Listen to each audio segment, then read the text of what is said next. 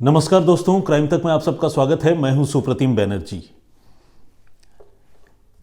इस कहानी या इस घटनाक्रम की शुरुआत एक लावारिस लाश से होती है। मामला उत्तर प्रदेश के एटा ज़िले का है और एटा ज़िले में एक लोकेलिटी है जिसका नाम है मालावन। इस मालावन लोकेलिटी में एक अंडर कंस्ट्रक्शन बिल्डिंग में, यानी एक ऐसा मकान जो अभी बन रहा है, उस बिल्डिंग में 30 अक्टूबर 2023 यानी पिछले साल की ये बात है, 14 साल की एक लड़की की लाश मिलती है। वो लाश वहाँ लावारिस हालत में पड़ी हुई थी और लाश की जो हालत थी उसे देखकर साफ था कि लड़की की मौत जो है वो सामान्य तरीके से नहीं हुई है, बल्कि किसी ने उस बच्ची की जान ली है। उस बच्ची के गले में स्ट्रैंगुलेशन मार्क के निशान थे, यानी किसी चीज से गला घोंटे जाने के मार्क साफ नजर आ रहे थे। जैसे ही कंस्ट्रक्शन वर्कर्स की नज़र 30 अक्टूबर को इस बच्ची की लाश पर पड़ी तो वो घबरा गए। उन्होंने पुलिस को फ़ोन किया और एटा की पुलिस वहाँ मौके पर पहुंची। लाश के पास ऐसी कोई भी चीज़ नहीं थी जिसे देखकर इस बच्ची की पहचान पता चल पाती, ये पता चल पाता कि बच्ची के माता पिता कौन है और वो कहाँ की रहने वाली है। तो पुलिस ने अपने तौर पर छानबीन शुरू की और उस लाश की कई सारी तस्वीरें क्लिक करके व्हाट्सएप ग्रुप में भेजी और अलग अलग थानों में इन्फॉर्म किया। ये भी पता करने की कोशिश की कि पूरे ज़िले में ऐसी कोई बच्ची कहीं गायब हुई है क्या, कोई किडनैपिंग की या डिसअपियरेंस की यानी गुमशुदगी की कोई रिपोर्ट दर्ज हुई है क्या। लेकिन एटा पुलिस ने लाख कोशिश कर ली, पुलिस को पता नहीं चल पाया कि ये बच्ची कौन है। एटा के साथ उत्तर प्रदेश में एक और ज़िला है मैनपुरी, बिल्कुल एटा से लगता हुआ, यानी दोनों ज़िलों की सीमाएं एक दूसरे से लगती हैं, नेबरिंग डिस्ट्रिक्ट जिसे हम कह सकते हैं। तो जब पुलिस को एटा ज़िले में इस बच्ची के बारे में कोई पता नहीं चला तो एटा की पुलिस ने तय किया कि वो मैनपुरी पुलिस से ये इन्फॉर्मेशन शेयर करेगी और ये पता करने की कोशिश करेगी कि ये बच्ची कहीं उस ज़िले की तो नहीं है। और पुलिस ने जब ये कोशिश की, एटा पुलिस ने, तो उनको इस कोशिश में वाकई कामयाबी मिल गई। एटा पुलिस को पता चला कि ये बच्ची जो है, जहाँ पर ये लाश मिली थी वहाँ से तकरीबन 50 किलोमीटर दूर मैनपुरी ज़िले में एक गांव पड़ता है जिसका नाम है नगला हरकेश। उस नगला हरकेश गांव की रहने वाली है। अब जब पुलिस को ये जानकारी मिली तो पुलिस ने फ़ौरन उस गांव में रहने वाले इस बच्ची के परिवार वालों से कांटेक्ट किया। परिवार वालों से जब बात की तो वो बहुत हैरत में पड़ गए, वो परेशान हो गए। उन्होंने बताया कि वो अपनी बेटी को पिछले कुछ दिनों से लगातार ढूंढ रहे थे, लेकिन उन्हें अपनी बेटी के बारे में कोई जानकारी नहीं मिल पा रही थी। वो बहुत परेशान हैं और अब तो आप लोग बता रहे हैं कि बेटी की लाश मिल गई है और उसकी हत्या हुई है। तो घर में मातम पसर गया, चीख पुकार के हालात पैदा हो गए, लोग रोने लगे। घर की लाडली बिटिया जो है उसकी हत्या की जा चुकी थी। अब पुलिस के लिए इस मामले को सुलझाना अपने आप में एक बहुत चैलेंजिंग टास्क था, लेकिन पुलिस ने घर वालों से पूछताछ करते हुए ये पूछा कि उनकी बेटी की हत्या किसने की होगी। क्या पूरे परिवार की किसी से दुश्मनी है, क्या किसी से उनके संबंध ऐसे हैं जो उनको ऐसे नुकसान पहुंचा सकते हैं। तो जब ये सवाल पुलिस ने पूछा, एटा की पुलिस ने, तो पीड़ित परिवार का ये कहना था कि उनके पड़ोस में रहने वाले दो भाई हैं, एक का नाम है दिनेश यादव और दूसरे का नाम है विशेष यादव। इन दोनों के साथ उनके परिवार की पुरानी रंजिश चली आ रही है और ये सिलसिला सालों से चल रहा है। चूँकि उनका परिवार उनसे दुश्मनी रखता है, खुंदक रखता है मन में, तो इसीलिए बहुत मुमकिन है कि उन्होंने ही उनकी बच्ची को अगवा करके उसकी हत्या कर दी हो। अब जब घर वालों ने, पीड़ित परिवार ने क्लियरली अपने पड़ोस के रहने वाले दो लोगों पर इल्ज़ाम लगा दिया तो पुलिस के सामने उन दोनों के खिलाफ रिपोर्ट लिखने और उन दोनों को जांच के केंद्र में रखकर इस मामले की तफ्तीश आगे बढ़ाने के सिवाय और कोई चारा नहीं था। तो पुलिस ने वही किया। लेकिन डेड बॉडी बेशक एटा में मिली थी, इस अपराध की शुरुआत जो है वो मैनपुरी से हुई थी, उस गांव से हुई थी जहां से उस बच्ची को अगवा किया गया था। तो इस केस को पुलिस ने ट्रांसफ़र कर दिया मैनपुरी ज़िले में। अब मैनपुरी की पुलिस इस मामले की तफ्तीश कर रही थी और मैनपुरी पुलिस को अब दिनेश यादव और विशेष यादव को पकड़कर उनसे ये कबूल करवाना था कि उन्होंने इस छोटी सी बच्ची की हत्या क्यों की। तो पुलिस ने दोनों भाइयों को बुलाया और उनसे गहन पूछताछ की। जैसा कि मैंने कई बार पहले भी आप लोगों को बताया है, पुलिस जब पूछताछ करती है और कोई जब सच नहीं उगलता है तो पुलिस के पास उस सच को उगलवाने के कई तरीके होते हैं। एक इंसान जब कोई झूठी स्टोरी, कोई झूठी कहानी किसी को सुनाता है तो उस कहानी में हर बार जब वो कहानी सुनाता है तो उस कहानी में कोई ना कोई कमी रह जाती है, कोई ना कोई ऐसी बात रह जाती है जो पिछली बार सुनाई गई कहानी से थोड़ी अलग होती है। पुलिस क्या करती है इस तरह के मामलों में, जब उसको लगता है कि मुलजिम सच नहीं बोल रहा है तो वो एक एक करके कई ऑफिसर्स इस तरह के सस्पेक्ट लोगों से पूछताछ करते हैं और वही कहानी सुनने समझने की कोशिश करते हैं। यादव बंधुओं के साथ भी पुलिस यही ट्रिक जो है वो अप्लाई कर रही थी, लेकिन पुलिस ये जानकर और सुनकर हैरान रह गई कि हर बार दिनेश यादव और विशेष यादव ने अपनी बेगुनाही के हक में वही कहानी सुनाई जो कहानी वो पहली बार से सुनाते आ रहे थे। यानी वो अपने प्रेजेंस के बारे में बता रहे थे कि जिस तारीख को लाश मिली है उस दिन वो घर में थे, उससे पहले वाले दिन भी घर में थे, वो कभी हाल के दिनों में मैनपुरी गए ही नहीं और जिस लोकेलिटी की बात कर रहे हैं वहाँ तो उनके जाने का सवाल ही नहीं उठता। और इस तरह से अपनी बेगुनाही के फेवर में, अपनी बेगुनाही के हक में उन्होंने कई और भी दलीलें दी और पुलिस ने दिनेश यादव और विशेष यादव के सारे क्लेम्स को, उनकी सारी स्टोरीज को वेरीफाई किया और पुलिस इस नतीजे पर पहुंची कि ये दोनों भाई उस बच्ची की हत्या के मामले में सच बोल रहे हैं, कुछ छिपा नहीं रहे हैं, झूठ नहीं बोल रहे हैं।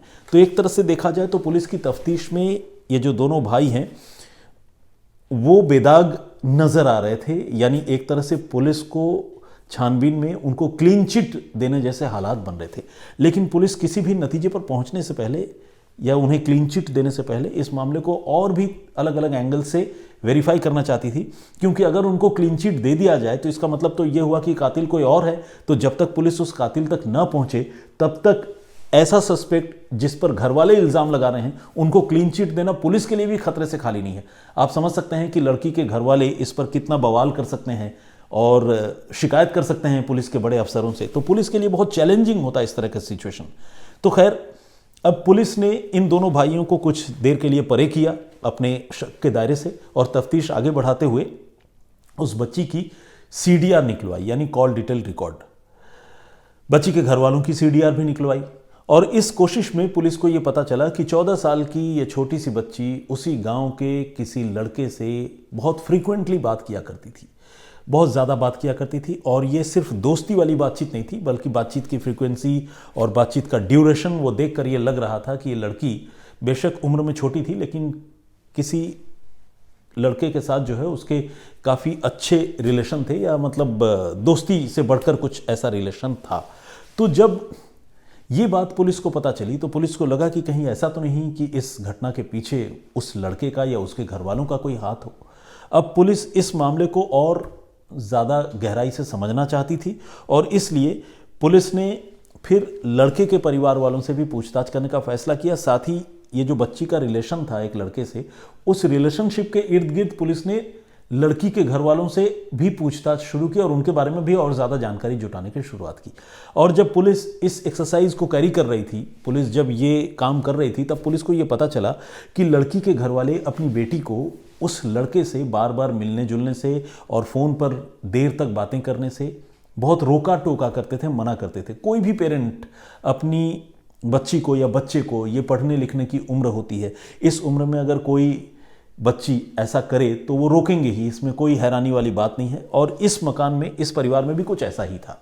इस लड़की के घर वाले उस लड़की को बहुत रोका टोका करते थे। कई बार ऐसा भी हुआ कि लड़की ने विरोध किया, वो राज़ी नहीं थी अपने माँ बाप की बात मानने से, घर वालों की बात मानने से, तो उस लड़की की कई एक बार घर वालों ने पिटाई भी की, जैसे अक्सर भारतीय परिवारों में होता भी है। तो ये एक बात पुलिस को पता चली और इससे पुलिस को ये भी पता चला कि लड़की के रिलेशन खुद अपने घर वालों से बहुत अच्छे नहीं थे, क्योंकि घर वाले उस पर पाबंदी लगाया करते थे। अब पुलिस ये समझना चाह रही थी कि इस घटना के पीछे तो क्या उसके जो सो कॉल्ड बॉयफ्रेंड है उसका हाथ है या उसके परिवार के किसी का हाथ है, या कहीं ऐसा तो नहीं कि लड़की के खुद के घर के लोग इस मामले में इन्वॉल्व हो। तो पुलिस इन सारी चीज़ों को समझना चाह रही थी और पुलिस इन सारी चीज़ों को समझने के लिए पुलिस ने क्या किया कि लड़की का जो पिता है, उसका नाम है किशन पाल, वो एक पुराना हिस्ट्री शीटर है, यानी अपराध के कई मामले उस पर दर्ज है। उसके बारे में पुलिस ने जानकारी जुटाने की शुरुआत की और उसके मोबाइल फ़ोन की सीडीआर पुलिस ने निकलवाई। किशन पाल के मोबाइल फ़ोन की सीडीआर जब पुलिस ने निकलवाई तो पुलिस को एक शॉकिंग, एक चौंकाने वाली बात पता चली। पुलिस को ये पता चला कि 30 अक्टूबर 2023 को जब इस बच्ची की लाश मिली थी, उससे ठीक एक दिन पहले 29 अक्टूबर को किशन पाल एटा जिले के उसी मालावन इलाके में मौजूद था जहां पर उनकी बच्ची की लाश एक दिन बाद बरामद हुई थी। यानी किशन पाल के मोबाइल फ़ोन की लोकेशन 29 अक्टूबर को एटा के मालावन इलाके में दिख रही थी। अब ये अपने आप में एक बहुत बड़ा क्लू था जिसकी वजह से इस बच्ची का पिता किशन पाल खुद शक के घेरे में आ चुका था। अब पुलिस ने देर नहीं की, उसका पुराना ट्रैक रिकॉर्ड भी ऐसा था कि वो हिस्ट्री शीटर था। पुलिस ने फौरन किशन पाल को हिरासत में लिया और उससे सख्ती से पूछताछ शुरू की। शुरू में उसने तमाम झूठी सच्ची कहानियां सुनाई। आप जानते हैं कि ऐसे भी कोई अपराधी इतनी आसानी से जुर्म कबूल नहीं करता, और जब वो कोई पेशेवर अपराधी हो फिर तो और भी नहीं करता। उसको पुलिस के ट्रिक्स के बारे में भी पता होता है, पुलिस के तौर तरीकों के बारे में भी पता होता है। तो शुरू में वो बड़ा रिलक्टेंट था और वो अपनी बेटी की मौत से खुद को अनजान बता रहा था और बार बार इसी बात पर जोर दे रहा था कि पड़ोसियों ने ही हत्या की है। लेकिन जब किशन पाल से सख्ती हुई और किशन पाल के साथ साथ उसके घर के दूसरे लोगों को भी पुलिस ने हिरासत में लिया, तो ये बात साफ हो गई कि बच्ची की हत्या के पीछे कोई और नहीं बल्कि खुद उसके परिवार के लोगों का ही हाथ है। किशन पाल के साथ साथ उसकी बीवी, यानी 14 साल की वो बच्ची जिसकी हत्या हुई, उसकी माँ, उसके घर की एक और लेडी जो इस बच्ची की चाची थी, ये तीनों एक्टिव तौर पर उस बच्ची के मर्डर में शामिल थे। और जब इनसे पूछताछ शुरू हुई तो इन्होंने आखिरकार अपना जुर्म कबूल कर लिया। हुआ ये कि 29 तारीख को ही इस बच्ची को उसी लड़के से मिलने जुलने की वजह से घर वालों ने रोकने टोकने की कोशिश की। बच्ची विद्रोह करने लगी, घर में विरोध करने लगी अपने माता पिता के फैसले का। इस पर मम्मी पापा ने उसे पीटा और गुस्से में आकर मम्मी पापा और चाची, इन 3 लोगों ने मिलकर गला घोंटकर 14 साल की उस बच्ची की हत्या कर दी। हत्या करने के बाद उनको लगा कि अब लाश ठिकाने लगाना बहुत बड़ी चुनौती है और ये बहुत ज़रूरी है। उसके बाद उन्होंने अपने एक रिलेटिव को बुलाया जिसके पास गाड़ी थी। वो रिलेटिव अपने साथ 1-2 और लोगों को लेकर आया, चूँकि परिवार का मामला था और उनको लगा कि भाई परिवार का साथ देना ज़रूरी है, कानून जाए भाड़ में। तो उन्होंने कायदे कानून की परवाह नहीं की और लाश ठिकाने लगाने के लिए गाड़ी लेकर आए और कम से कम 5 से 6 लोग इस मामले में एक्टिव रोल प्ले करते हुए उस डेड बॉडी को लेकर मैनपुरी ज़िले के गांव नगला हरकेश से निकल गए दूर, और तकरीबन 50 किलोमीटर दूर जाकर एटा ज़िले के मालावन इलाके में उस मकान में इन्होंने बच्ची की लाश फेंक दी। वो इस उम्मीद में थे कि आज नहीं तो कल बच्ची की लाश बरामद होगी, बच्ची की पहचान भी क्लियर होगी, और जैसे ही पहचान क्लियर हो जाएगी वो दिनेश यादव और विशेष यादव पर इल्ज़ाम लगा देंगे। उनका ये प्लान काफ़ी हद तक कामयाब भी हुआ। जैसा कि आप जानते हैं, बच्ची की लाश मिली, पहचान हुई, और जैसे ही पहचान हुई दिनेश यादव और विशेष यादव पर इन्होंने इल्ज़ाम लगा दिया। लेकिन वो ये भूल गए थे कि सिर्फ इल्ज़ाम लगाने भर से कोई कातिल नहीं हो जाता। किसी को कातिल ठहराने के लिए या किसी को बेगुनाह ठहराने के लिए सबूतों की ज़रूरत होती है। तो दिनेश यादव और विशेष यादव के खिलाफ बच्ची की हत्या से जुड़े कोई भी सबूत पुलिस की तफ्तीश में नहीं मिले। लेकिन जब तफ्तीश आगे बढ़ी तो खुद घर वाले इस मामले की जांच में फंस गए, क्योंकि मोबाइल फ़ोन की लोकेशन समेत मोटिव और तमाम ऐसे सबूत पुलिस को मिले जिससे पता चला कि घर वालों ने ही उस बच्ची की हत्या की है। तो इस तरह से कत्ल के एक ब्लाइंड मामले को, जिसमें एक बच्ची विक्टिम थी, पीड़ित थी, उस मामले को मैनपुरी की पुलिस ने बहुत कामयाबी पूर्वक सुलझा दिया। और न सिर्फ सुलझा दिया, 2 ऐसे लोग जो कत्ल के मामले में मुलजिम बनाए गए थे, अपनी जांच के बाद पुलिस ने उनको क्लीन चिट भी दी। आमतौर पर ऐसा कम होता है कि तफ्तीश हो और कोई प्राइम अक्यूज्ड हो जिस पर नाम लेकर नामजद मुकदमा दर्ज कराया जाए, उसको इतनी आसानी से क्लीन चिट मिल जाए।